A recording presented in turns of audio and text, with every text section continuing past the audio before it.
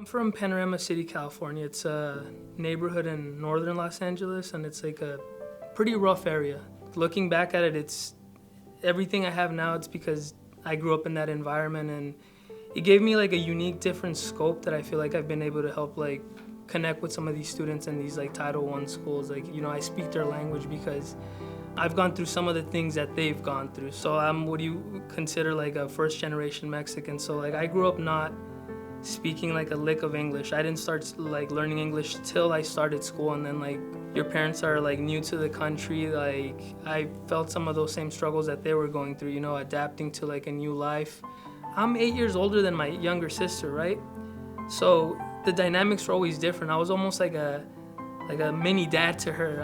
While my dad was out out and about working, like he would work out of state, I was the one going to her parent-teacher conferences because my mom doesn't speak English. I was the one helping with her homework, getting her ready in the morning.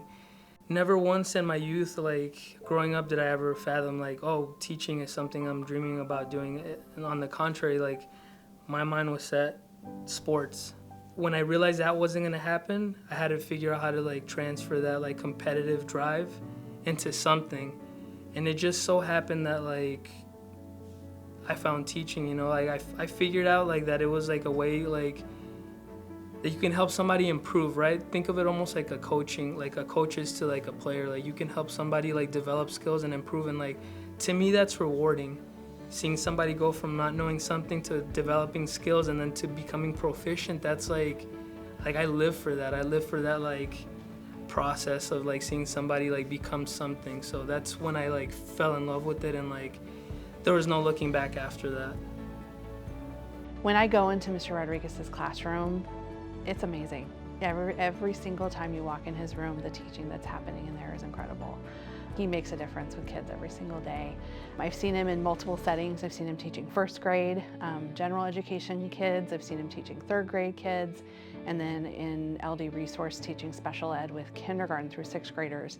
No matter what kids are with him, he makes learning meaningful for them.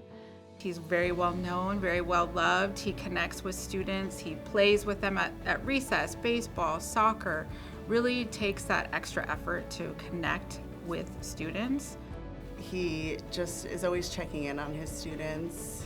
He's making sure they all feel a part of the team, and that's what I love about him, is he wants them all to be a team. So like noticing their strengths, their needs, and making them all feel involved, to cheer each other on. And he just cares for each individual student. Getting this like award, it's like a reminder of that. I'm like, there's like people who I feel like I grew up with. Sorry.